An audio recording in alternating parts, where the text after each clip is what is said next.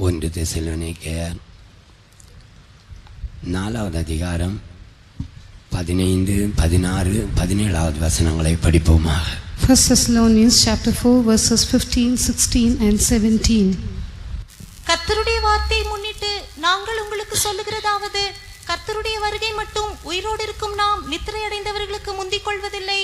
ஏனெனில் கர்த்தர் தாமே ஆரவாரத்தோடும் பிரதான தூதனுடைய சத்தத்தோடும் தேவ எக்காலத்தோடும் வானத்திலிருந்து இறங்கி வருவார். அப்பொழுது கிறிஸ்துவுக்குள் மரித்தவர்கள் முதலாவது எழுந்திருப்பார்கள். பின்பு உயிரோடு இருக்கும் நாமும் கர்த்தருக்கு எதிர்கொண்டு போக மேகங்கள் மேல் அவர்களோட கூட ஆகாயத்தில் எடுத்துக்கொள்ளப்பட்டு இவ்விதமாய் எப்பொழுதும் கர்த்தருடனே கூட இருப்போம். For this we say unto you by the word of the Lord, that we which are alive and remain unto the coming of the Lord shall not prevent them which we are asleep. For the Lord himself shall descend from heaven with a shout, with the voice of the archangel, and with the trump of God, and the dead in Christ shall rise first. Then we which are alive and remain shall be caught up together with them in the clouds to meet the Lord in the air, and so we ever be with the Lord. லூக்கா 17வது அதிகாரம் 34வது வசனத்திலிருந்து 36வது வசனம் வரையிலும் படிக்கலாம். Luke's Gospel chapter 17 verses 34 to 36. அந்த ராத்திரியிலே ஒரே படுக்கையில் படுத்திருக்கிற 2 பேரில் ஒருவன் ஏற்றுக்கொள்ளப்படுவான், மற்றவன் கைவிடப்படுவான். திரிகை திரிக்கிற 2 ஸ்திரீகளில் ஒருத்தி ஏற்றுக்கொள்ளப்படுவாள், மற்றவள் கைவிடப்படுவாள். வயலில் இருக்கிற 2 பேரில் ஒருவன் ஏற்றுக்கொள்ளப்படுவான், மற்றவன் கைவிடப்படுவான் என்று உங்களுக்கு சொல்லுகிறேன் என்றார். இந்த வசனங்கள் மூலமாக கர்த்தர் இன்றைக்கு நம்மோடு இடைப்பட்டு பேசும்படியாய் நாம் போராடி ஜெபம் பண்ணுவோம். That the Lord may deal with us and speak to us through these verses today, shall we all scribe and pray. அன்புள்ள ஆண்டவரே, எங்களை தாழ்த்துகிறோம். எங்களுடைய நல்ல ஆண்டவர் எங்களுக்கு செய்த எல்லா நன்மைகளுக்காக நன்றியோடு துதிக்கிறோம்.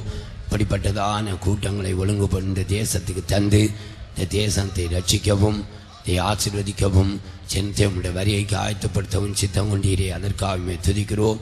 பெரிய காரியங்களை இந்த தேசத்தில் செய்யும் மகிமையும் கனவில் எடுத்துக்கொள்ளும் மீட்பெரிய சூலமாய் ஜெபங்களும் பிதாவே, ஆமென். பிரியமானவர்களே, நாம் இந்த வேத புத்தகத்திலிருந்து நாம் எல்லாரும் நன்றாய் அறிந்திருக்கிற சில நல்ல வசனங்களை நாம் படித்து கேட்டோம். Beloved ones, we heard certain verses being read from the word of God, which all of us have quite often read and which we are quite familiar with. இந்த வசனங்களிலே நம்முடைய கர்த்தராகிய இயேசு கிறிஸ்துவினுடைய வருகையை குறித்து, இரண்டாவது வருகையை குறித்து எழுதப்பட்டிருக்கிறது. In these verses it is written about the second coming of our Lord Jesus Christ. நம்முடைய கர்த்தராகிய இயேசு அவர் உலகத்திலே வருவார் என்பது இந்த வேத புத்தகத்தின் ஆரம்பத்திலேயே எழுதப்பட்டிருக்கிறது. Right in the beginning of the Bible it is written that our Lord Jesus Christ shall come into the world the second time. இங்கே கூடியிருக்கிறவர்களுக்கும் இந்த தேசத்திலே குடியிருக்கிற எல்லா ஜனங்களுக்கும் இந்த வேத புஸ்தகத்தை குறித்து நாம் சொல்வது என்னவென்றால், இந்த வேத புஸ்தகமானது கிமு 4004 கிபி 96 வரையிலும் எழுதப்பட்டிருக்கிறது. This word of God is written beginning which tells about all incidents beginning from BC 4004 to AD 96. பிரியமானவர்களே, அந்த ஆரம்பத்திலேயே 4004 வருடங்களுக்கு முன்னாலேயே நான் இந்த உலகத்திலே வருவேன் என்று கர்த்தர் சொல்லியிருந்தார். 4404 years before itself the Lord had said that he would come into this world. அவர் முதலாவது அவர் சொன்னபடியே இந்த உலகத்திலே அவர் வந்தார். And according to what he said, he came into this world. இந்த உலகத்திலே ஜீவிக்கிற பாவிகளை ரட்சிக்கும்படியாக அவர் உலகத்திலே வந்தார். He came into this world to save the sinners who lived in this world. அவர் சொன்னபடியே அவர் உலகத்திலே வந்தார். He came into this world just as he had said. அவருக்கு உரிமையானவர்கள் ஆனால் அவரை ஏற்றுக்கொள்ளவில்லை. But those who were his own did not receive him. அவரை ஏற்றுக்கொள்ள வேண்டியவர்கள் அவரை பகைத்தார்கள். Those who had to receive him hated him. அவர் தேவனுடைய குமாரன் என்று அறியாமல் அவரை கொலை செய்து விட்டார்கள். Not knowing that he is God and that he is the son of God, they killed him. கர்த்தராகிய இயேசு அவர் மரிக்கவில்லை, அவர் கொலை செய்யப்பட்டார். The Lord Jesus Christ did not die, he was killed. பிரியமானவர்களே, அவர் மரித்திருந்தால் அவர் நமக்காக இரத்தம் சிந்தி இருக்க முடியாது. ஏனென்றால் இரத்தம் சிந்துதல் இல்லாமல் பாவ மன்னிப்பே இல்லை. Beloved ones, if he had died, then there would have been no remission of sins, because without the shedding of blood, there is no remission of sins. எல்லா மத நூல்களும் ரத்தம் சிந்துதல் இல்லாமல் பாவ மன்னிப்பு இல்லை என்று சொல்லுகிறது. All religious books tell us that without shedding of blood, there is no remission of sins. ரிக்வேதம் கூட ரத்தம் சிந்துதல் இல்லாமல் பாவ மன்னிப்பு இல்லை என்று சொல்லுகிறது. Even the Rig Veda says that without the shedding of blood, there is no remission of sins. அப்படியானால் எப்படிப்பட்ட இரத்தத்தை சிந்த வேண்டும்? If it is so, what kind of blood should be shed? ஆடு, மாடு, கோழி, மிருகங்கள் இவைகளுடைய இரத்தத்தினால பாவ மன்னிப்பு இல்லை என்று வேதம் சொல்லுகிறது. The word of God tells us that there is no remission of sins when one sheds the blood of sheep and oxen and fowls. ஏனென்றால் இவைகள் எல்லாவற்றை பார்க்கிலும் அதிக அறிவுள்ளதாகிய மனிதனுடைய பாவத்தை இந்த சாதாரண உயிரினங்களுடைய இரத்தத்தினால நிவர்த்தி செய்ய முடியாது என்று பரிசுத்த வேதம் சொல்லுகிறது. Because the word of God says that man who is more knowledgeable than all these, his sins cannot be remitted by the blood of these beings. வேதம் சொல்லுகிறது, மனுஷனுடைய பாவம் மன்னிக்கப்பட வேண்டுமானால் தேவனே வந்து இரத்தம் சிந்த வேண்டும் என்று சொல்லுகிறது. The Rig Veda says that if man's sins should be forgiven, God himself should come down and shed blood for him. எந்த மனுஷன் இந்த உலகத்திலே வந்து மரத்திலே அடிக்கப்பட்டு மரிக்கிறானோ, அவன் மரித்து அடக்கம் பண்ணப்பட்டு அவன் 3வது நாளிலே உயிரோடு எழும்புகிறானோ, அந்த மனிதனுடைய இரத்தத்தினால உலகத்தினுடைய பாவங்கள் எல்லாம் மன்னிக்கப்படும் என்று ரிக்வேதம் சொல்லுகிறது. The Rig Veda says the sins of the whole world shall be forgiven by the shedding of the blood of that man who shall come down and shall die and shall be buried and shall rise again the third day. மனுஷனுடைய பாவங்களை மன்னிப்பதற்கு தேவனே உலகத்தில் வந்து மரித்து இரத்தம் சிந்த வேண்டும் என்று வேதம் சொல்லுகிறது.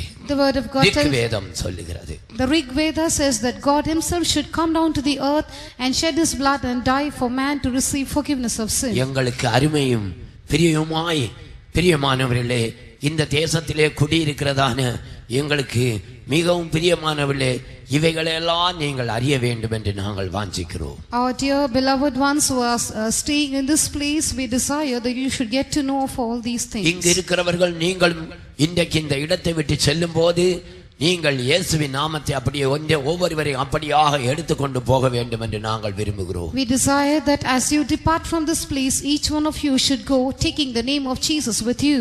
அவர் சாரோனின் ரோஜாவும் பள்ளத்தாக்குகளின் லீலியுமாய் இருக்கிறார். He is the rose of Sharon, the lily of the valley.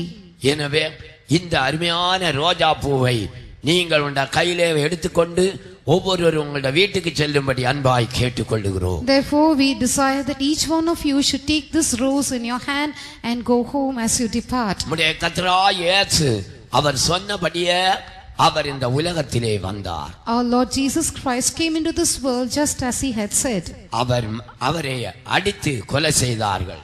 They killed him, slew him. அவரை சிலுவையிலே அறைந்தார்கள். They crucified him. அருமையானவர்களே, அவர் நமக்காக தம்முடைய முழு இரத்தத்தையும் சிந்தி அவர் மரித்தார். Beloved ones, he shed all his blood and died for our sake. அவர் இந்த உலகத்தில் இருக்கும்போது சொன்னார், என்னுடைய ஜீவனை விட்டு விடுவதற்கும் எனக்கு அதிகாரம் உண்டு, அதை மறுபடியும் எடுத்துக்கொள்வதற்கும் எனக்கு அதிகாரம் உண்டு என்று அவர் சொன்னார். When he was in this world, he said, I have got power both to lay down my life and also to take it again. அதன்படியே அவர் மரித்தார். அவரை கல்லறையிலே வைத்தார்கள். ரோம அரசாங்கம் அந்த கல்லறை ராணுவங்களை வைத்து பாதுகாத்தது. ஆனால் அவரோ உயிரோடு எழும்பினார்.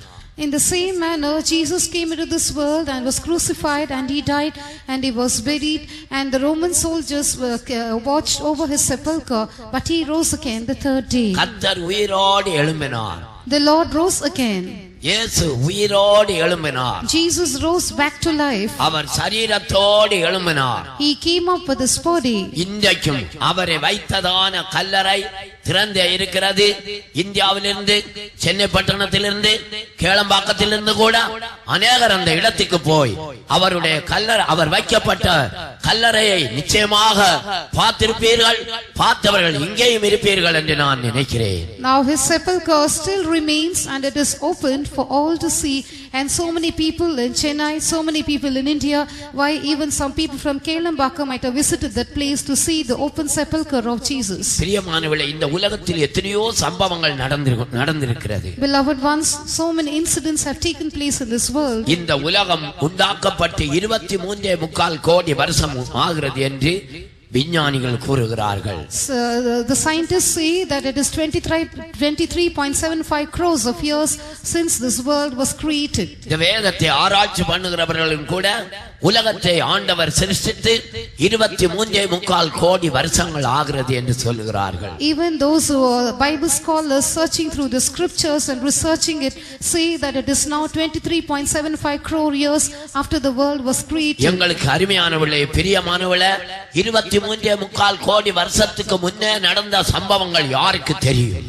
Beloved ones, who knows about all the incidents which took place 23.75 crore years ago?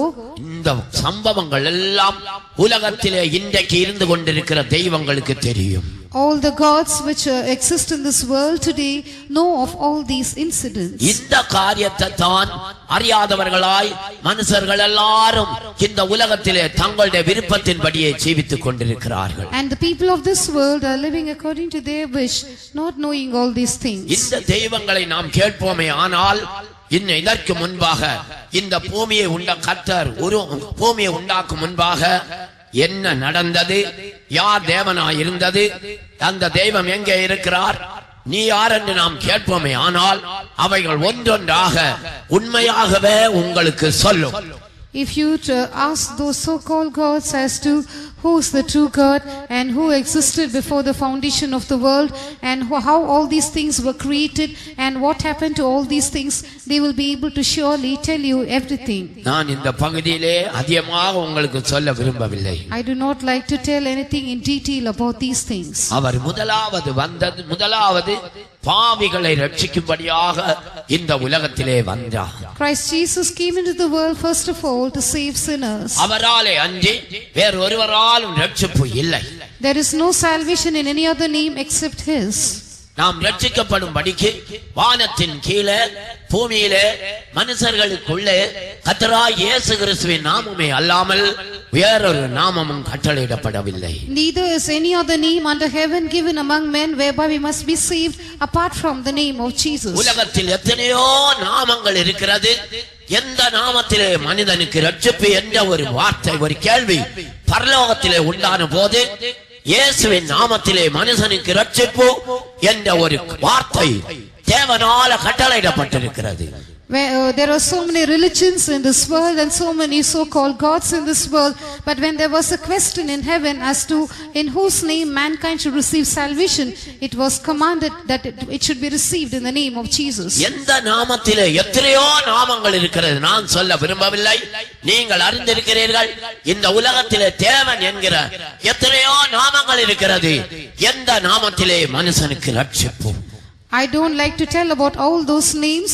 There are so many names in this world, but the question is, in whose name shall man receive salvation? அருமையான தேவனுடைய பிள்ளையே, உனக்கு ரட்சிப்பு உண்டாயிருக்கிறது என்று எப்படி சொல்ல முடியும்? Beloved child of God, how can you say that you have salvation? உனக்கு ரட்சிப்பு உண்டாயிருக்குமே, ஆனால் உனக்குள்ளே உன்னுடைய பாவங்கள் மன்னிக்கப்பட்ட நிச்சயம் உண்டாயிருக்கும். நீ உனக்கு பரலோகத்தை பற்றிய நிச்சயம் உண்டாயிருக்கும். உனக்கு மரணத்தை பற்றிய பயமே இருக்காது. If you have received the salvation of your soul, then you will not be afraid of death and you will have a assurance about heaven. இயேசு மரித்த பிறகு உயிரோடு எழும்பினார்.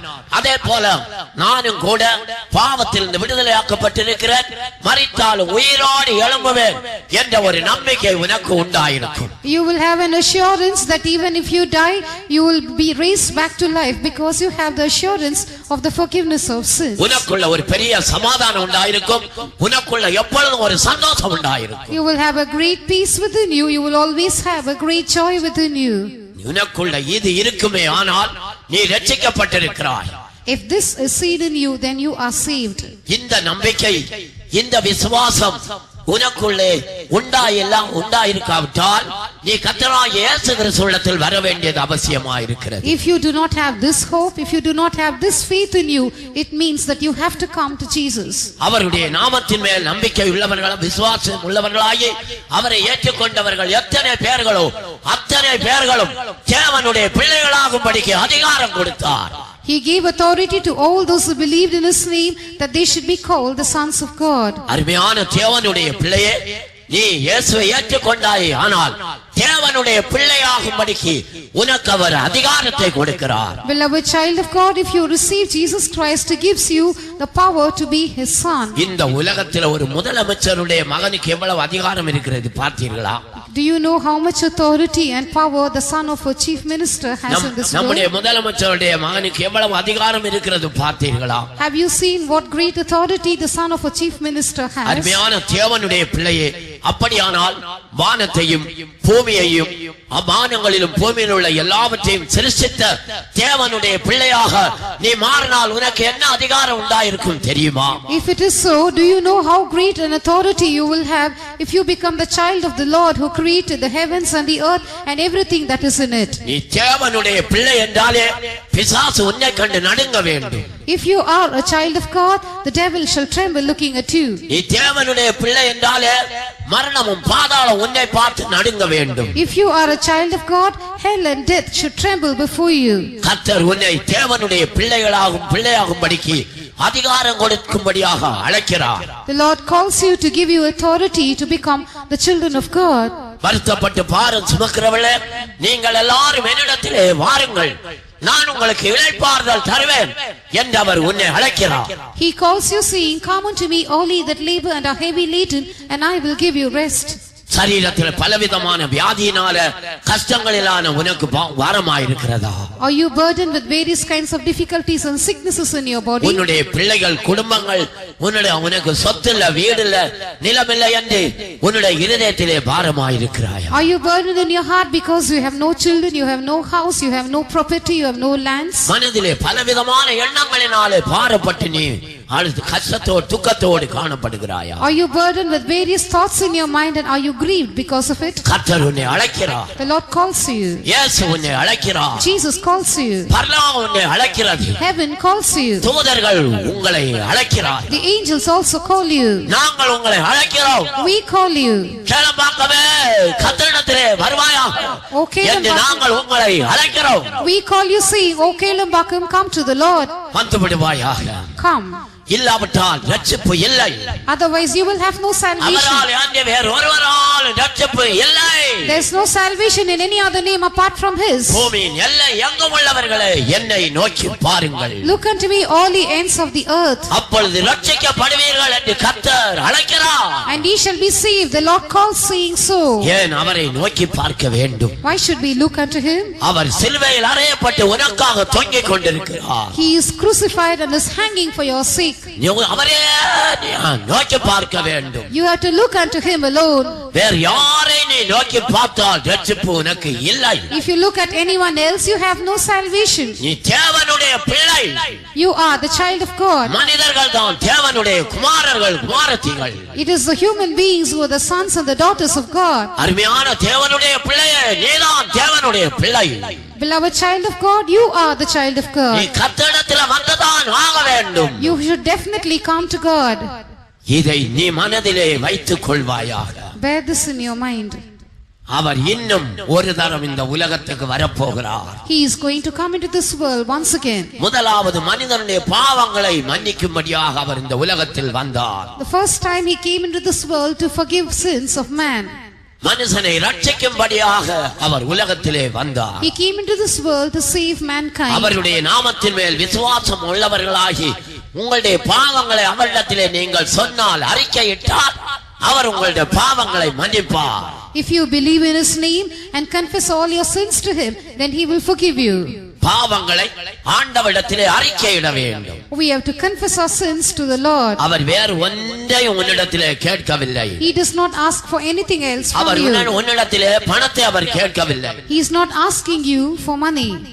உன்னிடத்திலே அவர் வேறு ஒன்றையும் கேட்கவில்லை. He does not ask you for anything else. பொருட்களை அவர் கேட்கவில்லை. He is not asking you for any material. இங்கே வா அங்கே வா என்று கூட அவர் சொல்லவில்லை. He does not call you saying come here, come there. ரட்சிப்பு என்பது உன்னுடைய வீட்டிலே, உன்னுடைய அறையிலே, உன்னுடைய கட்டிலிலே அவர் இலவசமாய் கொடுக்கிறார். Salvation is something which he gives you in your house, in your room, right upon your bed. நீ ஆண்டவரை அறிய வேண்டுமானால் அருமையான தேவனுடைய பிள்ளையே, இயேசுவே நீர் உண்மையான தேவனாக இருந்தால் இன்றைக்கு நீர் என்னை சந்தேகம் என்று உன்னுடைய அறையிலே, உன்னுடைய வீட்டிலே, அறையிலே, கட்டிலே நீ ஆண்டவரோடு பேசினால் போதும்.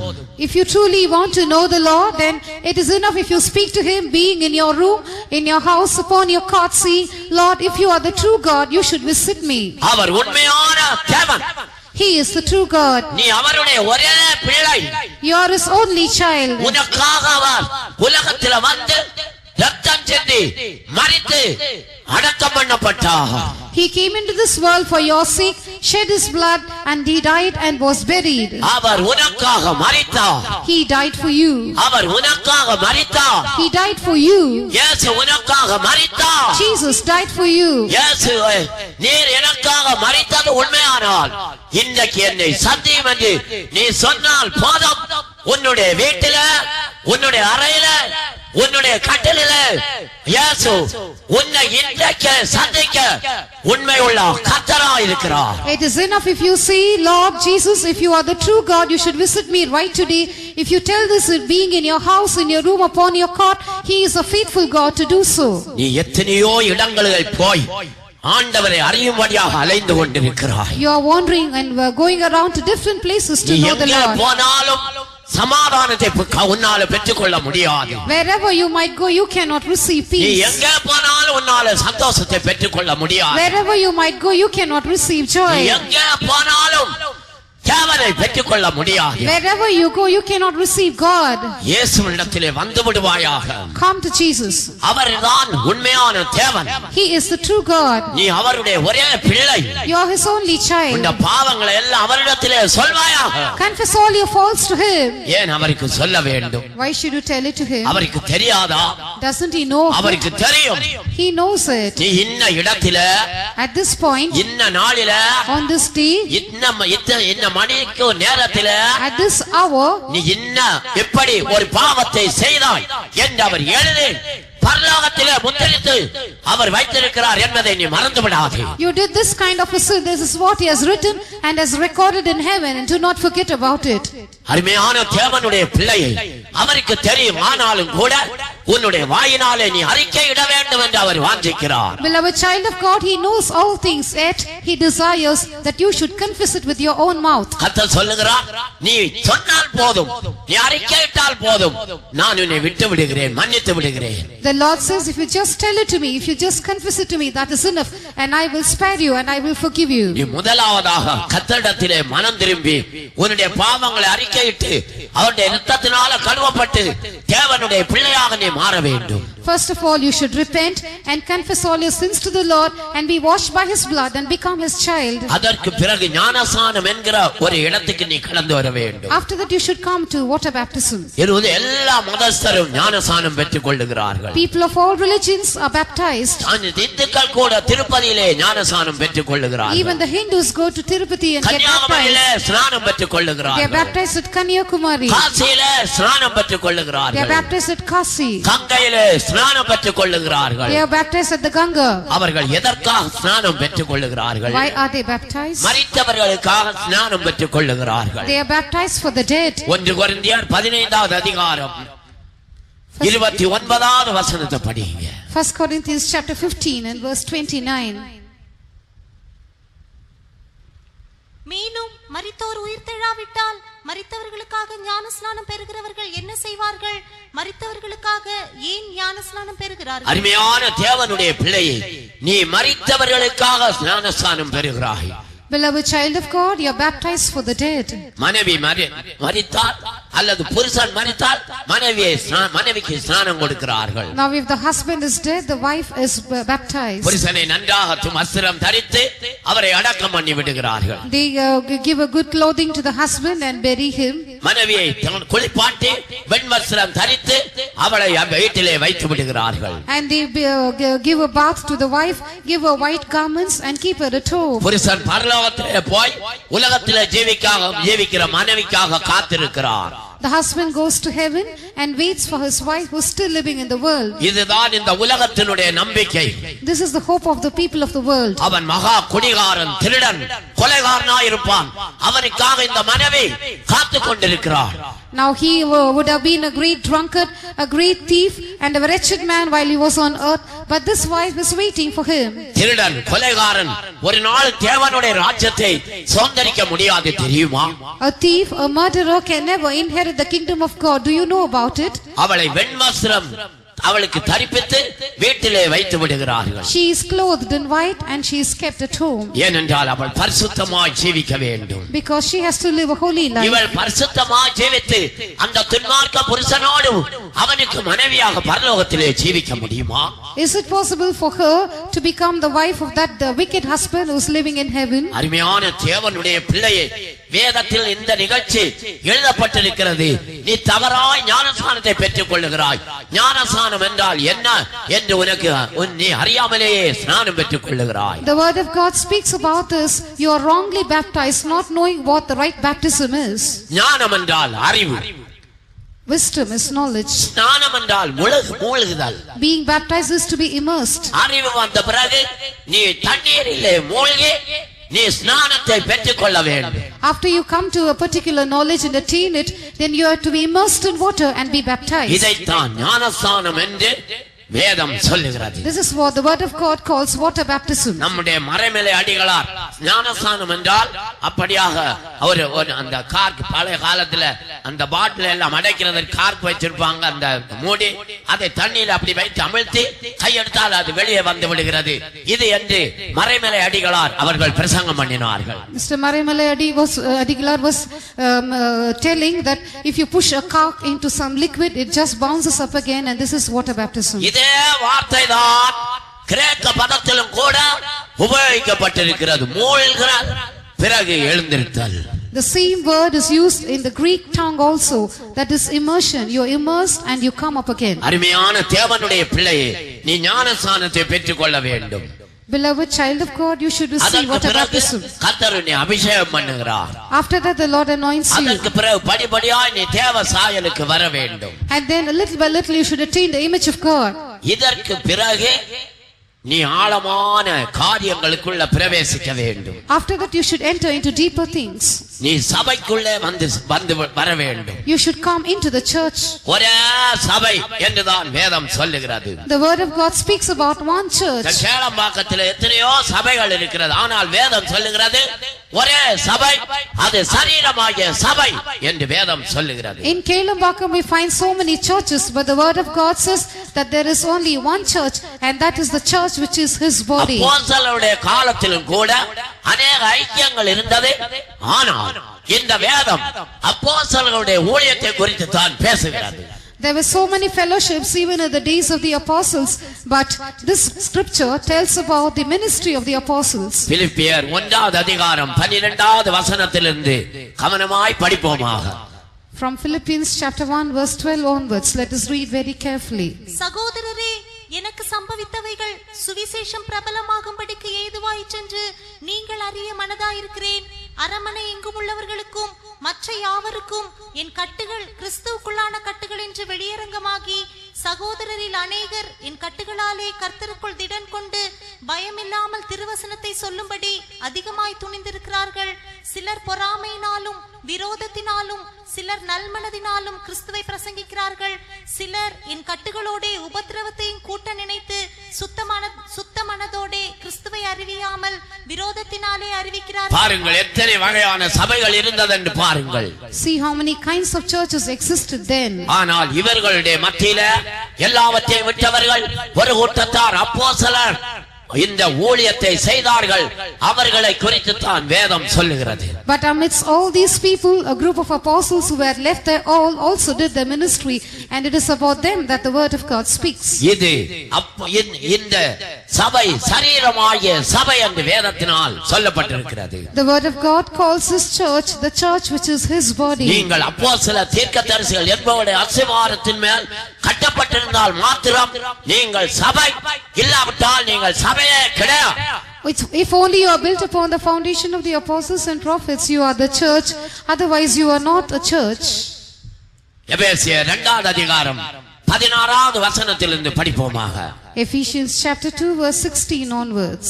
பகையை சிலுவையினால் கொன்று அதனாலே இருதிரத்தாரையும் ஒரே சரீரமாக தேவனுக்கு ஒப்புரவாக்கினார். அல்லாமலும் அவர் வந்து தூரமாயிருந்த உங்களுக்கும் சமீபமாயிருந்த அவர்களுக்கும் சமாதானத்தை சுவிசேஷமாக அறிவித்தார்.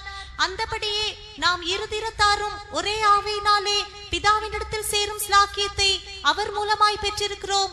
ஆகையால் நீங்கள் இனி அந்நியரும் பரதேசிகளுமாய் இராமல் பரிசுத்தவான்களோடே ஒரே நகரத்தாரும் தேவனுடைய வீட்டாருமாயிருந்து அப்போஸ்தலர் தீர்க்கதரிசிகள் என்பவர்களுடைய அஸ்திவாரத்தின் மேல் கட்டப்பட்டவர்களுமாய் இருக்கிறீர்கள். அதற்கு இயேசு கிறிஸ்து தாமே மூலைக்கல்லாய் இருக்கிறார். அவர் மேல் மாளிகை முழுவதும் இசைவா இணைக்கப்பட்டு கர்த்தருக்குள் பரிசுத்த ஆலயமாக எழும்புகிறது. அவர் மேல் நீங்களும் ஆவியினாலே தேவனுடைய வாசஸ்தலமாக இந்த ஒரே சரீரமாய் கட்டி எழுப்பப்படுகிறது. It is built together as one body. நீங்கள் அப்போஸ்தல தீர்க்கதரிசிகள் அஸ்திவாரத்தின் மேல கட்டப்படாவிட்டால் நீங்கள் அருமையான தேவனுடைய பிள்ளையே, நீ சபையிலே இல்லவே இல்லை. If you are not built upon the foundation of the apostles and prophets, dear child of God, you are not in the church. அதற்கு அந்த நீங்கள் அப்போஸ்தல தீர்க்கதரிசிகள் என்பவர்களுடைய அஸ்திவாரத்தின் மேல் கட்டப்பட்டவர்களாய் இருக்கிறீர்களா? Are you built upon the foundation of the apostles and prophets? இல்லாவிட்டால் சபையில இருக்கிறேன் என்று நீங்கள் சொல்லுகிறது வீண். கர்த்தருடைய வருகை உங்களுக்கு இல்லவே இல்லை. Otherwise, it's vain for you to say that you are in the church and you cannot be raptured. நீங்கள் ஒரே சரீரமாக சபையாக கட்டப்பட வேண்டியது மிக மிக மிக அவசியம். It is very very very essential that you be built up together as one church, as one body. கர்த்தர் முதலாவது பாவிகளை ரட்சிக்கும்படியாக இந்த உலகத்திலே வந்தார். First of all, Christ Jesus came into the world to save sinners. அந்த வேலையை முடித்து அவர் பரலோகத்திலே போய் பிதாவினுடைய வலது பார்சத்திலே அவர் உட்கார்ந்தார். After finishing that work, he went to heaven and was seated at the right hand of God. பிரியமானவர்களே, ஒரு அஸ்திவாரத்தை போட்டுவிட்டு அவர் போய் அப்படியாக ஒரு மூலைக்கல்லை வைத்துவிட்டு அவர் போய் இளைப்பாறிக் கொண்டிருக்கிறார். Beloved ones, he laid the foundation, set the cornerstone, and now he is resting. யார் இதை கட்டுகிறது? Who is building this? யார் இந்த வேலையை செய்கிறது? Who is doing this work? பண ஆசை உள்ளவன் இந்த வேலையை செய்ய முடியுமா? He who is a lover of money, can he do this work? மனைவி பிள்ளைகளோடு ஜீவிக்கிறவர்கள் இந்த வேலையை செய்ய முடியுமா? Can those who are living with their wife and children do this work? இந்த பூமியிலே ஆசை வைத்துக் கொண்டிருக்கிறவன் இந்த வேலையை செய்ய முடியுமா? One who has a lust or desire towards this world, can he do this ministry? நான் சாப்பிட வேண்டும், நான் தூங்க வேண்டும், இளைப்பாற வேண்டும் என்று சொல்லுகிறவன் இந்த வேலையை ஆண்டவருக்கு என்று செய்து கொடுக்க முடியுமா? A man who says, I should eat, I should sleep, I should rest, is it possible for him to do this work for the Lord? உண்மையாய் சொல்லுகிறேன், எங்களிலும் கூட இப்படிப்பட்ட எண்ணத்தோடு இருக்கிறவர்கள் ஆண்டவருடைய சபையை கட்டவே முடியாது.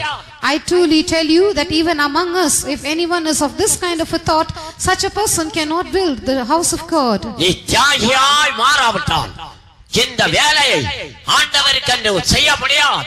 If you do not become a sacrificial person, you cannot do this work for the Lord. நீ ஆண்டவருடைய பட்சத்திலே இருக்காவிட்டால் இந்த வேலையை ஆண்டவருக்கு என்று மனப்பூர்வமாய் உன்னால செய்ய முடியாது. If you are not on the Lord's side, you cannot do this work for the Lord willingly. கட்டுகிற வேலை நடந்து கொண்டிருக்கிறது. The work of building is going on. இந்த சபையை கட்டுகிற வேலை நடந்து கொண்டிருக்கிறது. The work of building up this church is going on. இந்த வேலையில அநேகர் செத்து போவார்கள், அநேகர் விழுந்து விடுவார்கள், அநேகருடைய கைகால்கள் கண்கள் எல்லாம் ஒடிந்து முடமாய் போகும், கண்கள் காணாமல் போய்விடும். Many people will die in this, and many people will fall down, and many people will lose their hands and their feet. அருமையான தேவனுடைய பிள்ளையை, அந்த நகரம் சதுரமா இருந்தது, அதனுடைய நீளமும் அகலமும் உயரமும் சமமா இருந்தது. அது 1500 சாதி, அது 15000 சாதி அளவை கொண்டது என்று வேதம் சொல்லுகிறது. It is written, the city lieth 4 square, and its length is large as its breadth, and it was 12,000 furlongs. படிங்க, அந்த வசனத்தை எடுத்து படிங்க. The book of Revelation chapter 21 verse 16. அந்த நகரம் சதுரமாயிருந்தது, அதன் அகலமும் நீளமும் சமமாயிருந்தது. அவன் அந்த கோலினால் நகரத்தை அளந்தான், அது 12000 ஸ்தாதி அளவாயிருந்தது. அது 12000 ஸ்தாதி அளவாயிருந்தது. Its measure was 12,000 furlongs. 1500 mile உயரத்தில் இருந்து ஒரு மனிதன் கீழே விழுவானே ஆனால் அவனுக்கு என்ன கிடைக்குமோ அதுதான் இந்த ஊழியத்தில் இருந்து விழுகிறவர்களுக்கு, கட்டுகிறவர்கள் விழுகிற போது அவர்களுக்கு கிடைக்கிற இடம். What a man gets when he falls down from a height of 1500 miles will be what those who fall down from the ministry and build up this ministry will get. 8 furlong ஒரு mile. 8 furlongs make a mile. 5 furlong ஒரு kilometre. 5 furlongs make a kilometer. நீங்களே கணக்கு போட்டு நீங்கள் பார்த்துக் கொள்ளுங்கள். You can calculate it for yourself. நம்முடைய ஆண்டவர் சீயோனிலே போய் அவர் சபையை கட்டும்படிக்கு தன்னுடைய ஊழியம் எல்லாவற்றையும் விட்ட ஊழியக்காரர்களுக்கு சொல்லிவிட்டு சீயோனிலே போய் உட்கார்ந்து கொண்டிருக்கிறார். Now our Lord Jesus Christ has gone to Zion and is seated there, having commissioned his servants to do this work. அருமையான தேவனுடைய பிள்ளையே, இன்னும் அவர் வரப்போகிறார். Beloved child of God is going to come again. வருவதற்கு முன்பாக அவர் வரும்போது 3 காரியங்களை அவர் முன்பாக வைக்கிறார். Before coming, he places 3 things. லூக்கா 17வது அதிகாரம் 34வது வசனத்திலிருந்து மறுபடியுமாய் படிப்போமா? Luke chapter 17 verse 34 onwards. அந்த ராத்திரியில் ஒரே படுக்கையில் படுத்திருக்கிற 2 பேரில் ஒருவன் ஏற்றுக்கொள்ளப்படுவான், மற்றவன் கைவிடப்படுவான். ஒரே படுக்கையிலே படுத்திருக்கிற 2 பேரில் ஒருவன் ஏற்றுக்கொள்ளப்படுவான், மற்றவன் கைவிடப்படுவான். 2 men shall be in one bed, one shall be taken and the other shall be left behind. திரிகை திரிக்கிற 2 ஸ்திரீகளில் ஒருத்தி ஏற்றுக்கொள்ளப்படுவாள், மற்றவள் கைவிடப்படுவாள். திரிகை திரிக்கிற 2 ஸ்திரீகளில் ஒருவள் ஏற்றுக்கொள்ளப்படுவாள், ஒருத்தி கைவிடப்படுவாள். 2 women shall be grinding together, the one shall be taken and the other left. வயலில் இருக்கிற 2 பேரில் ஒருவன் ஏற்றுக்கொள்ளப்படுவான், மற்றவன் கைவிடப்படுவான் என்று உங்களுக்கு சொல்லுகிறேன். வயலில் இருக்கிற 2 பேர்களில் ஒருவன் ஏற்றுக்கொள்ளப்படுவான், ஒருவன் கைவிடப்படுவான். 2 men shall be in the field, the one shall be taken and the other left. வேதம் என்ன சொல்லுகிறது? What does the word of God tell? கர்த்தர் வரும்பொழுது இந்த 3 நிலவரங்களில இந்த உலகம் இருக்கும் என்று ஆண்டவர் சொல்லுகிறார். The word of God tells us that when the Lord shall appear, the world shall be found in these 3 states. ஒன்று, படுக்கையிலே இருக்கிற மனிதர்கள், தூங்கிக் கொண்டிருக்கிற 2 பேர்கள். 1, 2 men in bed. யார் எப்பொழுது தூங்கிக் கொண்டிருப்பார்கள்? When will they sleep? அருமையானவர்களே, இரவு நேரத்திலே தூங்கிக் கொண்டிருப்பார்கள். They will be sleeping at night. இப்பொழுது நமக்கு இரவு ஆகிக் கொண்டு வருகிறது. அமெரிக்காவில் காலை வந்து கொண்டிருக்கிறது. Now it is night here while it's morning at America. இரண்டாவதாக, திரிகை திரிக்கிற 2 ஸ்திரீகளில் ஒருத்தி ஏற்றுக்கொள்ளப்படுவாள், ஒருத்தி கைவிடப்படுவாள் என்று சொல்லப்பட்டிருக்கிறது. 2 women shall be grinding together, the one shall be taken and the other left. மாவரைக்கிறது, grinding flour. காலையிலே அப்பம் சுட வேண்டும், அதற்காக சாயங்காலத்திலே எல்லா வீடுகளிலும் மாவரைப்பார்கள். In the morning they have to bake cakes, and for that in the evening, the previous evening, they keep grinding in all the houses. இல்ல pastor, மாவரைக்கிறது காலையிலும் கூட அரைப்பார்கள் என்று சொன்னால் நீ கட்டாயம் அரைப்பாய், தேங்காயும் கூட அரைப்பாய். அருமையான தேவனுடைய பிள்ளையே, ஆனால் வேதம் சொல்லுகிறது திரிகை திரிக்கிற 2 ஸ்திரீகளில் ஒருத்தி ஏற்றுக்கொள்ளப்படுவாள், ஒருத்தி கைவிடப்படுவாள். சாயங்காலத்திலே திரிகை மாவை அரைத்து அதை உப்ப வைத்து காலையிலே அப்பமாக சுடுவார்கள். 2 women shall be grinding together, the one shall be taken and the other left. The flour is grinded in the evening and it is caused to leaven, and the next morning it is baked into cakes. இது இந்த சாயங்காலத்திலே நடக்கிற ஒரு நிகழ்ச்சி.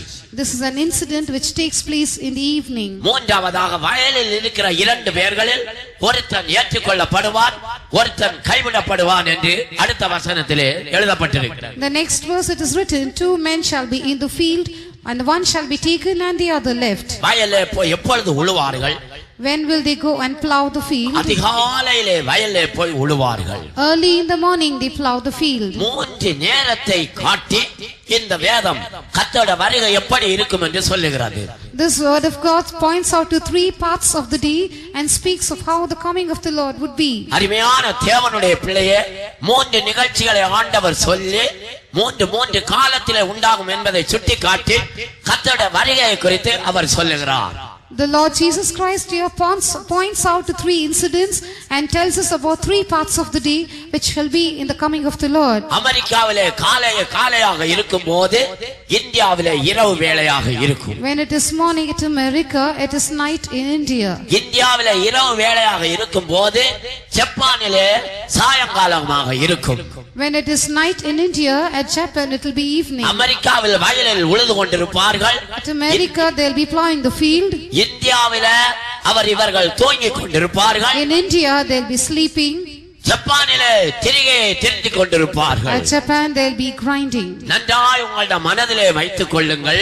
Keep this carefully in your mind. அமெரிக்காவிலே வயலிலே உழுது கொண்டிருப்பார்கள். At America they will be plowing the field. இந்தியாவிலே தூங்கிக் கொண்டிருப்பார்கள். India they will be sleeping. அருமையான தேவனுடைய பிள்ளையே ஜப்பானிலே திரிகை தெரிந்து கொண்டிருப்பார்கள். At Japan they will be grinding. கர்த்தருடைய வருகை எப்படி இருக்கும்? How shall the coming of the Lord be? மின்னல் மேற்கிலே கிழக்கிலே தோன்றி அது வடக்கிலே அது முடிகிறது போல அது மேற்கிலே முடிகிறது போல கர்த்தருடைய வருகை இருக்கும் என்று வேதம் சொல்லுகிறது. For as a lightning that lighteneth out of one part under heaven and shineth unto the other part under heaven, so shall also the Son of Man be in his day. உங்களுடைய மனதிலே நன்றாய் இதை வைத்துக் கொள்ளுங்கள். You should bear this carefully in your mind. மின்னலானது கிழக்கிலே தோன்றி மேற்கிலே முடிகிறது போல, just as a lightning cometh out of the east and shineth even unto the west. மத்தேயு 24வது அதிகாரம் 27வது வசனத்தை எடுத்து படிங்க. Let's read Matthew 24:27. மின்னல் கிழக்கிலிருந்து தோன்றி மேற்கு வரைக்கும் பிரகாசிக்கிறது போல, மின்னல் கிழக்கிலிருந்து தோன்றி மேற்கு வரைக்கும் பிரகாசிப்பது போல, for as the lightning cometh out of the east and shineth even unto the west. மனுஷகுமாரனுடைய வருகையும் இருக்கும். மனுஷகுமாரனுடைய வருகையும் இருக்கும். So shall also the coming of the Son of Man be. நீங்கள் யாரும் இவ்வளவு நேரம் யோசிக்காத ஒரு காரியத்தை சொல்லுகிறேன். மின்னல் கிழக்கிலிருந்து தோன்றி மேற்கிலே முடிகிறது போல, பிரகாசிக்கிறது போல மனுஷகுமாரனுடைய வருகையும் இருக்கும். இரண்டாவது வருகையும் இருக்கும். For as the lightning cometh out of the east and shineth even unto the west, so shall also the second coming of the Son of Man be. 1 கொரிந்தியர் 15வது அதிகாரம் 51வது வசனத்தையும் கூட இதோட சேர்த்து படிப்போமாக. Let us join together with this also 1 Corinthians 15:51. இதோ ஒரு ரகசியத்தை உங்களுக்கு அறிவிக்கிறேன், நாம் எல்லாரும் நித்திரை அடைவதில்லை, ஆகிலும் கடைசி காலம் துணிக்கும் போது ஒரு நிமிஷத்திலே ஒரு இமை பொழுதிலே நாம் எல்லாரும் மறுரூபம். அருமையான தேவனுடைய பிள்ளையே, நாம் எல்லாரும் நித்திரை அடைவதில்லை. Beloved child of God, we shall not all sleep. ஆகிலும் கடைசி காலம் துணிக்கும் போது ஒரு நிமிஷத்திலே ஒரு இமை பொழுதிலே நாம் எல்லாரும் மறுரூபமாக்கப்படுவோம். In a moment, in the twinkling of an eye, at the last trump, we shall all be changed. மின்னல் எவ்வளவு நேரம் எடுக்கும்? பிரகாசிப்பதற்கு எவ்வளவு நேரம் எடுக்கும்? How long does the lightning take to shine? இப்போ மழைக்காலம் ஆரம்பமா இருக்கிறது. நீங்கள் மின்னல் எவ்வளவு நேரம் அது டகடகம் அப்படியாக மின்னிக் கொண்டு இருக்கிறது என்று நீங்கள் மின்னல் நடக்கும் போது நீங்க உங்களோட டைமிங் அப்படியாய் பார்த்து கணக்கிலே வைத்துக் கொள்ளுங்கள். Now it's the rainy season, and when you can often find the lightning striking the earth, so you can just look at your watches and calculate how long it takes for the lightning to shine. மின்னலானது கிழக்கிலே தோன்றி மேற்கிலே முடிகிறது போல, மேற்கு வரையும் பிரகாசிக்கிறது போல.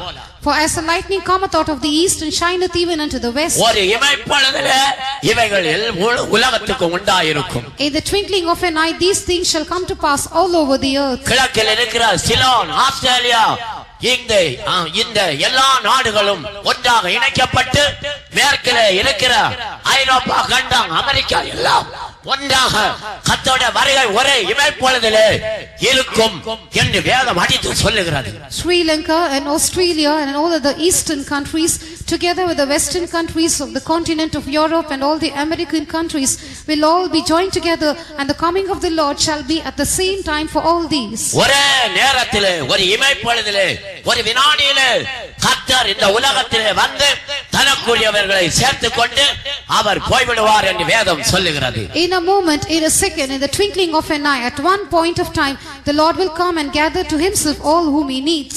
அவர் வருவார் என்பதற்கு இந்த உலகத்திலுடைய அத்தாட்சிகள் என்ன? What are the proofs given by the world about his appearing?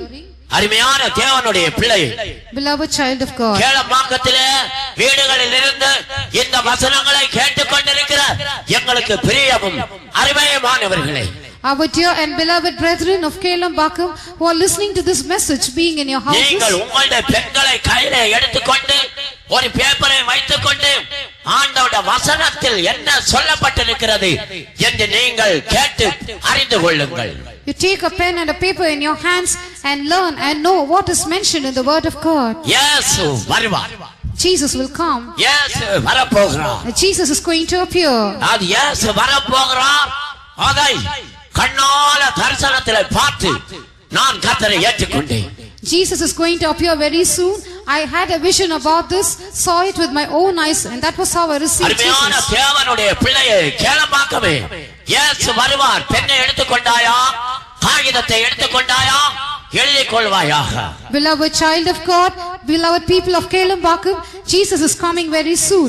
Take your pens and your paper and write it down.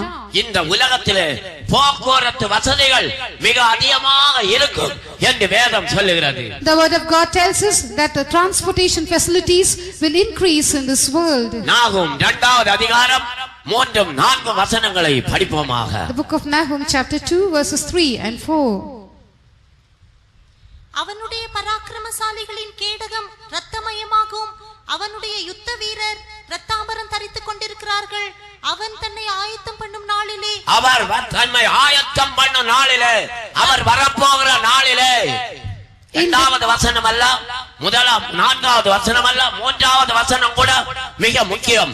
அவர் தம்மை ஆயத்தம் பண்ண நாளிலே, இந்த உலகத்திலே வரப்போகிற நாளிலே, தம்முடைய பரிசுத்தவான்களை சேர்த்துக் கொள்ள வரப்போகிற நாளிலே, in the day of his preparation, in the day when he is going to appear, in the day when he is going to come into this world to gather his saints, ரதங்கள் ஜுவாலிக்கிற கட்கங்களை உடையதாயிருக்கும், ரதங்கள் வாகனங்கள் ஜுவாலிக்கிற அந்த விளக்குகளை உடையதாக இருக்கும், ஈட்டிகள் குலுங்கும், ரதங்கள் தெருக்களில் கடகடவென்றோடி, ரதங்கள் தெருக்களில், வண்டிகள் வாகனங்கள் தெருக்களில் கடகடவென்று ஓடி, வீதிகளில் இடசாரி வலசாரி வரும், வீதிகளில் இடசாரி வலசாரி வரும், இடது பக்கமாக வலது பக்கமாக வரும் மீடியேட்டர் போடப்பட்டிருக்கிறது.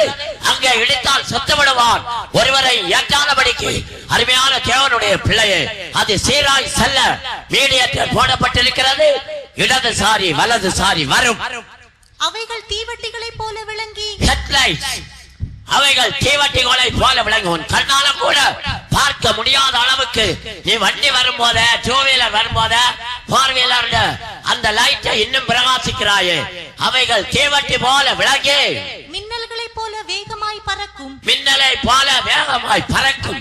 140 வேகம் போட்டால் 240 ஓட்டுகிறாய, மின்னல்களை போல விளங்கி அவர் தீவட்டிகளை போல விளங்கி மின்னலை போல வேகமாய் பறக்கும்.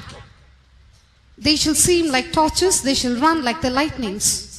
இது கர்த்தருடைய வருகையின் போது நடக்கிற ஒரு சம்பவம் என்று வேதம் சொல்லுகிறது. The word of God tells us that these are the incidents which point to the coming of the Lord. ஏசாயா 52வது அதிகாரம் 12வது வசனம், 60வது அதிகாரம் 8வது வசனம், இன்னும் அநேக வசனங்களிலே கர்த்தருடைய வருகையை அடுத்துள்ள நாட்களிலே ஏரோப்ளேன்களை குறித்து எழுதப்பட்டிருக்கிறது. Reading from the book of Isaiah chapter 52 and verse 12, chapter 60 and verse 8, and various other portions of the scripture tell us about the coming of the Lord. நான் உங்களுக்கு இவைகளை ஒன்றொன்றாய் படிக்க எனக்கு நேரமில்லை. பிரியமானவர்களே, நீங்கள் எழுதி வைத்துக் கொண்டு வீடுகளிலே போய் நீங்கள் படித்துக் கொள்ளுங்கள். Beloved ones, there's no time to read all the verses. You can make note of them and go home and read them. தானியேல் 9வது அதிகாரம் 21வது வசனம், எசேக்கியேல் 1வது அதிகாரம் 14வது வசனம், இவைகளிலே ஏரோப்ளேன்களை குறித்து எழுதப்பட்டிருக்கிறது. Daniel chapter 9 verse 21 and Ezekiel chapter 1 verse 16 speaks of the aeroplane. புதிய ஏற்பாட்டு காலத்திலே பரிசுத்தவான்கள் அவர்கள் மின்னலை போல விளங்கி படிங்க அந்த வசனத்தை. எசேக்கியேல் 1:14. Ezekiel 1:14. அந்த ஜீவன்கள் மின்னலின் தோற்றம் போல ஓடித் திரிந்தன. அந்த ஜீவன்கள் மின்னலின் தோற்றம் போல ஓடித் திரிந்தன. And the living creatures ran and returned as the புதிய ஏற்பாட்டு பரிசுத்தவான்கள் இந்த உலகத்தில் எப்படி ஊழியம் செய்கிறார்கள் என்று எழுதப்பட்டிருக்கிறது. It is written here how the New Testament saints are doing their ministry புதிய in the ஏற்பாட்டு world. காலத்திலே மனிதர்கள் எப்படி ஓடி திரிகிறார்கள். How do people run about in the New Testament times? மின்னல் வானத்திலே உண்டாகிற காரியம், ஓடி திரிகிறது பூமியிலே உண்டாகிற காரியம். Lightning pertains to the heavenlies and running pertains to the earth. மின்னலின் தோற்றம் என்பது அவர்கள் சரீரத்தில் உண்டாயிருக்கிற மகிமை. The appearance of a flash of lightning speaks about the glory in their body. அது அதனுடைய வேகம், its speed. அது பிரியமானவர்களே, எனவே புதிய ஏற்பாட்டு ஊழியம் அவ்வளவு வேகமாக அமெரிக்காவில் இருந்து இறங்கி இந்தியாவுக்கு வருவார்கள். அப்படி அடுத்த பிளைட் எடுத்து மலேசியா போய் விடுவார்கள். They are so fast in their deeds. They come from America by flight and come to India and take the next flight to Malaysia. அங்கிருந்து இங்கு வருவார்கள், ஒரு கன்வென்ஷன் நடத்துவார்கள். அடுத்த நாளே அவர்கள் மலேசியா, சிங்கப்பூர் அல்லது ஆஸ்திரேலியாவுக்கு போய் விடுவார்கள். They come from there, come here, conduct a convention. The very next day they take a flight to Malaysia, Singapore. அவர் அந்த ஜீவன்கள் மின்னலை போல விளங்கி அவைகள் ஓடி திரிந்தன. And the living creatures ran and returned as the appearance of a flash of lightning. எனவே இவைகள் கர்த்தருடைய வருகையின் கடைசி நாட்களிலே உண்டாயிருக்கிற சம்பவம் என்று வேதம் மிக அழகாய் தெளிவாய் சொல்லுகிறது. Therefore the word of God tells us very clearly and beautifully that these are all the incidents of the last days. ஏசாயா 60வது அதிகாரம் 66வது அதிகாரம் 20வது வசனத்திலே ட்ரெயினை குறித்து புகை வண்டியை குறித்து சொல்லப்பட்டு, இப்போது புகை இல்ல, இப்பொழுது ட்ரெயினை குறித்து சொல்லப்பட்டிருக்கிறது. Isaiah chapter 66 verse 20 speaks about the train. அவர்கள் குலாரி வாகனங்களிலே ஏற்றிக்கொண்டு வரப்படுவார்கள். They shall be brought upon litters. பிரியமானவர்களே, அப்படி சொன்னால் கோச்சஸ் அல்லது தொடர் வண்டிகள் என்பது பொருள். That means coaches. பிரியமானவர்களே, அவைகள் தொடர் வண்டிகள். They are trains. அதே வசனத்திலே டூ வீலர்ஸ் குறித்து சொல்லப்பட்டிருக்கிறது. The same verse also speaks about the two wheelers. அருமையானவர்களே, எனவே இது கர்த்தருடைய வருகையின் போது நடக்கிற ஒரு காரியம் என்றே வேதத்திலே எழுதப்பட்டிருக்கிறது. Therefore it is written in the word of God that these are all the things spoken about the coming of the Lord. ஒபேதியா 4வது வசனத்திலே ராக்கெட்டை குறித்து எழுதப்பட்டிருக்கிறது. Obadiah verse 4 speaks about the rocket. நீ கழுகை போல பறந்து நட்சத்திரங்களுக்குள்ளே உன்னுடைய கூட்டை கட்டினாலும் அங்கே இருந்தும் நான் உன்னை கீழே விழ பண்ணுவேன் என்று கர்த்தர் சொல்லுகிறார். Though thou exalt thyself as the eagle, and though thou set thy nest among the stars, thence will I bring thee down, saith the Lord. Apollo 11 போய் சந்திரனில் இறங்கின பகுதிக்கு பேர் என்ன? ஈகிள், கழுகு. The portion where Apollo 11 landed upon the moon is called the eagle. அருமையான தேவனுடைய பிள்ளையே, ஆண்டவருடைய வசனம் சொல்லுகிறது, நீ கழுகை போல பறந்து நட்சத்திரங்களுக்குள்ளே உன்னுடைய கூட்டை கட்டுவாய். Beloved ones, the word of God says, you will exalt yourself as the eagle and you will set your nest among the stars. ஆனால் கர்த்தர் சொல்லுகிறார், அங்கே இருந்தும் நான் உன்னை விழ பண்ணுவேன். Yet will I bring thee down from there, says the Lord. நீ எங்கும் போய் இருக்க முடியாது. You cannot go and stay anywhere. இந்த பூமியில ஆண்டவரை ஏற்றுக்கொண்டால் நல்லது, இல்லாவிட்டால் நீ எங்கேயும் போய் இருக்க முடியாது. எந்த நட்சத்திரம் உனக்கு இடம் கொடுக்க முடியாது. கர்த்தர் இல்லாமல் உன்னை அவரை வைத்திருக்க முடியாது. It is good for you to be saved even while on earth, otherwise you will have no place to go and stay. You cannot go and stay in any star. Any star will not give you place apart from the Lord. ஓசியா 2வது அதிகாரம் 21வது வசனத்திலே செல்போனை குறித்து எழுதப்பட்டிருக்கிறது. Hosea chapter 2 verse 21 speaks about the cell phone. நீ வானத்திலிருந்து பதிலை பெற்றுக் கொள்ளுகிறாய். You will receive the answer from the heavens. இன்னைக்கு காலையில எனக்கு ஒரு டெலிபோன் வந்தது. This morning I received a telephone call. நான் சென்னையில நம்முடைய கேம்ப் ரோட் பக்கத்துல நம்முடைய ஒரு விசுவாசி இருக்கிறார். A believer lives at the camp road at Chennai. அவர் நான் பேசிவிட்டு வீட்டுல எல்லாரும் சோமா இருக்கிறார்களா என்று கேட்டேன். After speaking I asked him, is everyone at home our fine? சொன்னார், நான் ஒரு வாரம் ஆகிவிட்டது வந்து நான் இப்போது தென்னாப்பிரிக்காவிலே இருக்கிறேன் என்று சொன்னார். He told me it's 1 week after I left home. Now I am in South Africa. அருமையான தேவனுடைய பிள்ளையே, Beloved child of God, இன்றைக்கு வானத்திலிருந்து நீ உனக்கு பதில் உனக்கு கொடுக்கப்பட்டிருக்கிறது. today you receive the reply from heaven. அப்படியே எடுத்து இப்படி அடித்து விட்டு நீ அதை அப்படி வைத்தால் அங்கிருந்து யாரோ ஒருவர் உங்களோடு பேசுகிறார். You just keep clicking and dialing the number and another person comes online ஒரு and speaks to பெரிய you. பட்டணத்திலே, சென்னை பட்டணத்திலே இருக்கிற ஒரு குறிப்பிட்ட நகரை ஒரு செகண்ட்ல அதுக்கு முன்னாவே நீ அவரோடு தொடர்பு கொண்டு பேச முடிகிறது. This city of Chennai is such a large city, and within the fraction of a second you get into contact with any person and speak to him. Atlantic சமுத்திரத்துக்கு உள்ளாக போய் கொண்டிருக்கிற நீர்மூழ்கி கப்பலில் இருக்கிற ஒரு நபரோடு உன்னால ஒரு செகண்ட்ல தொடர்பு கொண்டு பேச முடிகிறது. Within a second you can speak to a person who is going into the Atlantic Ocean by a submarine. எனவே இது கர்த்தருடைய வருகையின் போது உண்டாயிருக்கிற ஒரு அடையாளம். இப்பொழுது உனக்கு தெளிவாய் அது உன் கையிலே வைத்துக் கொண்டிருக்கிறாய். Therefore this is one of the signs of the coming of the Lord, and you have it in your own hands now. அருமையான தேவனுடைய பிள்ளை, உன்னுடைய சாதாரண பாக்கெட்ல வைத்துக் கொண்டிருக்கிறாய். Beloved child of God, you have it very casually in your pocket. உள்ளே சுவரிலிருந்து சத்தமிடும் என்று வேதம் சொல்லுகிறது. The word of God says, I will hear the heavens. அது சுவரிலிருந்து சத்தமிடும். அப்படி வெள்ளடித்து வா பேசு, நான் கூப்பிடுகிறேன் வா என்று சொல்லுகிறது. The vulture shall call out from the cedars shall call out from the wall. இந்த தீர்க்கதரிசி ஊழிய அந்த செல்போனை பார்த்தபோது ஊழியை போன்று பார்த்தார், கல் உடைக்கிற ஊழியை போன்று பார்த்தார். When this prophet saw this verse about the cell phone, you use the instrument to drive it into the wood. வெளிப்படுத்தல் 13வது அதிகாரம் 16 முதல் 18 வசனங்களை படிக்கும்போது கம்ப்யூட்டரை குறித்து சொல்லப்பட்டிருக்கிறது. Reading from the book of Revelation chapter 13 verses 14 to 18, it is said about the computer. கர்த்தர் வருவாரா என்று கேட்காதே, உன்னிடத்தில் இருக்கிற கம்ப்யூட்டரை கேள்.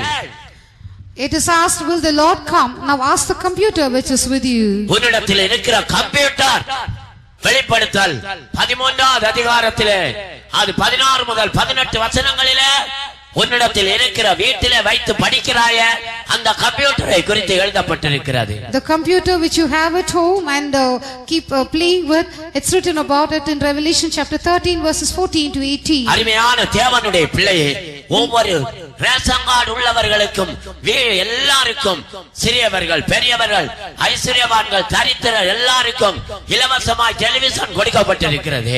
Beloved child of God, a free television set is given to all those who have a ration card. வெளிப்படுத்தல் 11வது அதிகாரம் 7வது வசனத்திலே டெலிவிஷனை குறித்து எழுதப்பட்டிருக்கிறது. In the book of Revelation chapter 11 verse 7, it's written about the television.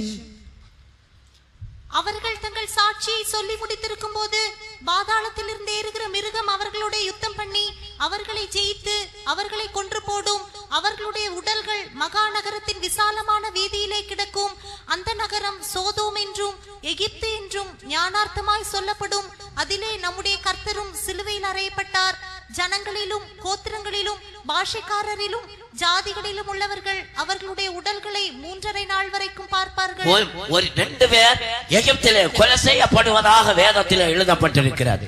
It's written that 2 people shall be killed in Egypt. அவர்கள் இன்னும் கொலை செய்யப்படவில்லை, கொலை செய்யப்பட போகிறார்கள். They are not yet killed, they are going to be killed. அவர்கள் எகிப்தின் பட்டணத்திலே கெய்ரோவிலே அவர்கள் கொலை செய்யப்படுவார்கள் என்று வேதத்திலே சொல்லப்பட்டிருக்கிறது. It's written that they shall be killed in Egypt, in Cairo.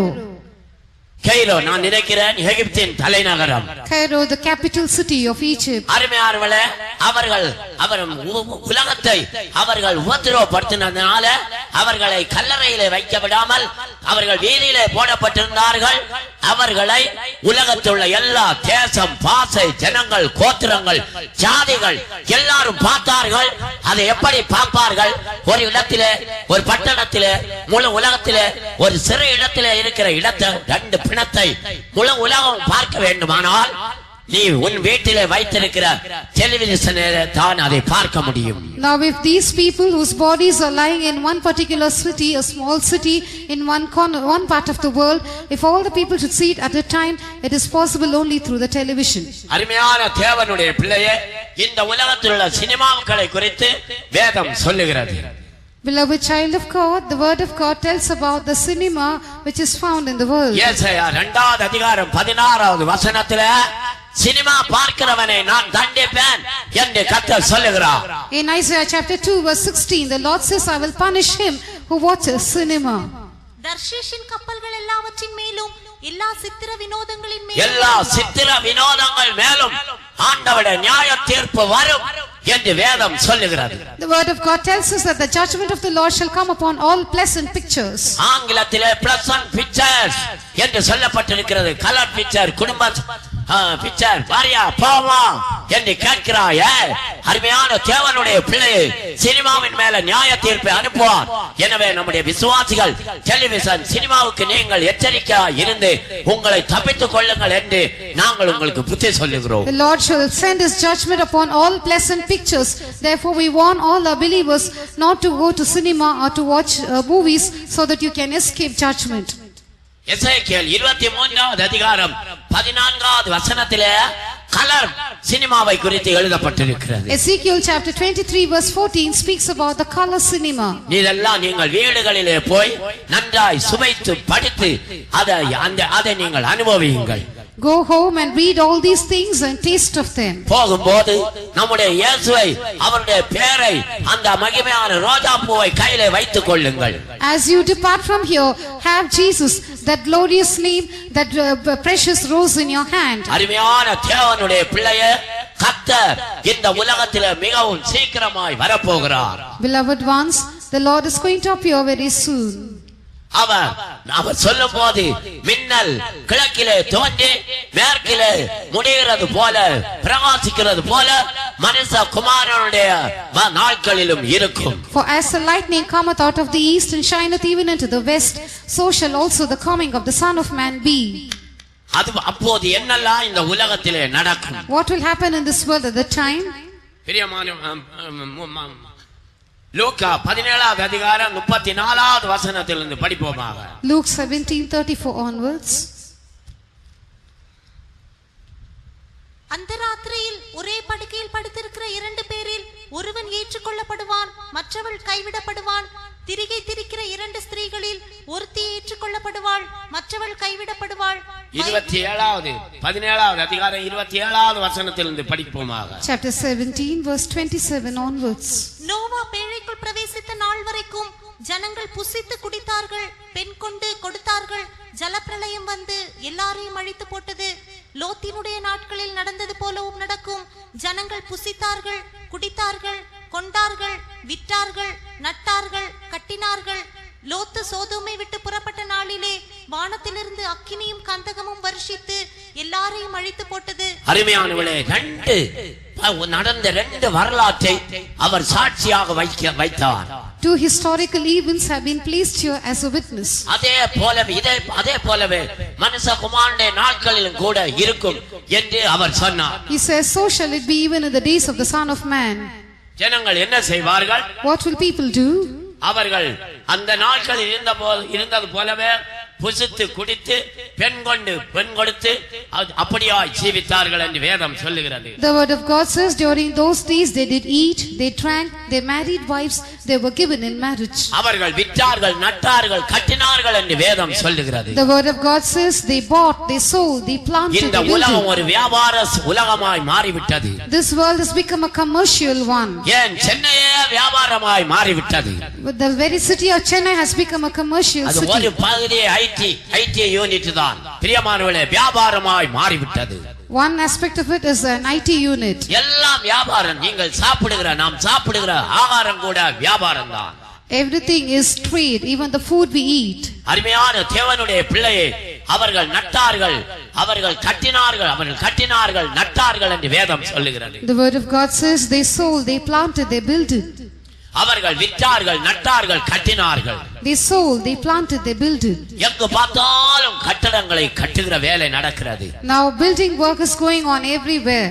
அருமையான தேவனுடைய பிள்ளையே, இது எல்லாம் கர்த்தராகிய இயேசு கிறிஸ்துவின் இரண்டாவது வருகைக்கு அடையாளமாக இருக்கிறது என்று வேதம் மிக இயேசு உலகத்தில் இருக்கும்போது மிக அதிகாரப்பூர்வமாய் அவர் சொன்னார். Beloved people of God, the Lord Jesus Christ has spoken with great authority that all these things point to the coming of the Lord. இப்படி இருக்கிற நாட்களிலே கர்த்தர் வருவார்.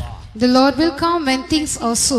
யார் உணர்வில்லாத இருக்கிற ஒரு நாள், A day when no man is has a senses. இயேசுவை பற்றி சிந்திக்கவே நேரம் கிடையாது. No time to think about Jesus. காலையில் எழும்ப வேண்டும், Get up in the morning, குளிக்க வேண்டும், have your dress bath, மாற்ற வேண்டும், change your clothes, ஆகாரத்தை புசிக்க வேண்டும், have your breakfast, கம்பெனிக்கு போக வேண்டும், go to the company, திரும்பி வர வேண்டும், should come புசிக்க back, வேண்டும், சினிமா பார்க்க வேண்டும், தூங்க வேண்டும், Come back. காலையில் எழும்ப வேண்டும், ஆயத்தமாக வேண்டும், வேலைக்கு போக வேண்டும். come back and eat your food, watch the television and go to sleep. Get up in the morning the next day, again go back to work. மனிதனுக்கு சிந்திக்க நேரமே இல்லாத ஒரு நேரம் இந்த காலம். Man has no time to think, no understanding. We've come to such a time. எத்தனையோ பேர் 20,000 40,000 50,000 லட்சம் ரூபாய் சம்பளம் வாங்கினாலும் கூட போதாத காலம். A time when people earn 40 to 50,000 or 60,000 or 1 lakh rupees, but still not அருமையான enough. தேவனுடைய பிள்ளையே, போதும் என்று சொல்லாத ஒரு காலம். Beloved children of God, it's a time when people cannot say it's enough. திருப்தி அடையாதவைகள் மூன்றுண்டு, போதும் என்று சொல்லாதவைகள் நான்குண்டு. There are 3 which cannot be satisfied and 4 which do not say it is enough. கேளம்பாக்கமே, நீ போதும் என்று சொல்லுகிறாயா? Kelambakam, do you say it's enough? அருமையான தேவனுடைய பிள்ளை, எனக்கு திருப்தியாய் போதும், திருப்தி அடைந்து இருக்கிறேன் என்று சொல்லுகிறாயா? Do you see it is enough, I am satisfied? இது கடைசி காலம், திருப்தியே உண்டாகாது, போதும் என்று நீ சொல்லுவதே இல்லை. These are the last days, you shall never be satisfied, you will never say it's enough. இந்த காலம் மிக பயங்கரமான காலம். This time is a very terrible one. இப்படிப்பட்ட நேரத்திலே கர்த்தர் இறங்கி வருவார், தன்னுடைய சபைக்காக இறங்கி வருவார் என்று வேதம் சொல்லுகிறது. The word of God tells us that at such a point of time the Lord will come down for his church. அவர் எப்படி இறங்கி வருவார் தெரியுமா? Do you know how he will come down? 1 தெசலோனிக்கேயர் 4வது அதிகாரம் 16வது வசனத்தை படிப்போமாக. Let's read 1 Thessalonians chapter 4 verse 16. ஏனெனில் கர்த்தர் தாமே ஆரவாரத்தோடும் முதலாவது அவர் ஆரவாரத்தோட இறங்கி வருவார். Firstly he shall descend with a shout. பிரதான தூதனுடைய சத்தத்தோடு ஆரவாரத்தோடு இறங்கி வருவார். He shall descend with a shout. இதுவரை சாத்தான் என்ன சொல்லிக் கொண்டிருக்கிறார்? What's Satan telling till now? உம்மாலே ஒன்று முடியாது, You can do nothing. நான் இந்த உலகத்தை அழித்து காட்டுகிறேன். I will destroy this world. கேளம்பாக்கத்தை அவனால் அழித்து காட்ட முடியுமா? Is it possible for him to destroy அருமையான Kelambakam? தேவனுடைய பிள்ளையை அவன் தான் விழுந்து போய் அவன் தலை பிளந்து கிடக்கிறானே, அவனால கேளம்பாக்கத்தை அழிக்க முடியுமா? Beloved ones, he is fallen down, his head has been broken. Is it possible for him to destroy Kelambakam? Kelambakkam ஆண்டவருடைய இரத்தத்தினால கொல்லப்பட்டிருக்கிறது. Kelambakam has been purchased by the blood of Jesus. எவ்வளவு அளவாய் ஆண்டவர் இதை கொண்டிருக்கிறாரு. How beautifully the Lord has purchased it. இதை தன்னுடைய இரத்த கிரயம் கொடுத்து வாங்கி இருக்கிறார். He paid his own blood as the price and bought it. சாத்தானை போல அவர் சாப்பிட்டு தூங்கினவர் அல்ல, அவர் தன்னுடைய இரத்த கிரயமாய் அவர் இதை வாங்கி இருக்கிறார். He is not a person like Satan who eats and sleeps. He has shed his own blood and paid the price and bought it. அவனை போல அழித்து சந்தோஷப்படுகிறவர் அல்ல, தன்னுடைய இரத்தத்தை கொடுத்து அவர் சந்தோஷப்படுகிறார். He is not the one who destroys something and rejoices over it, but he is the one who rejoices having shed his blood. நீ அந்நியனாய் இருக்கும்போது அவர் உனக்காக மரித்தார்.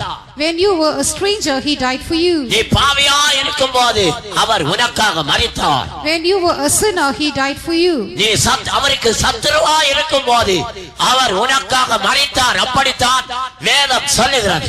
When you were an enemy to him, he died. That's what the word of God says. அவருடைய ராஜ்யத்துக்கு அந்நியனாய் நீ இருக்கும்போது இயேசு உனக்காக மரித்தார்.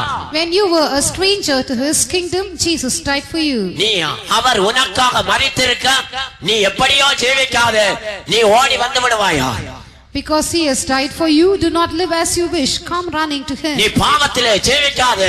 இயேசு உனக்காக மரித்திருக்கிறாரே. நீ செய்த பாவத்துக்கு உன்னை அடிக்க வேண்டுமே. அவர் உன்னுடைய அடியை வாங்கி கொண்டாரே. இன்னும் ஏன் நீ பாவத்திலே ஜீவிக்கிறாய்? Do not live in sin, because he has shed his blood for the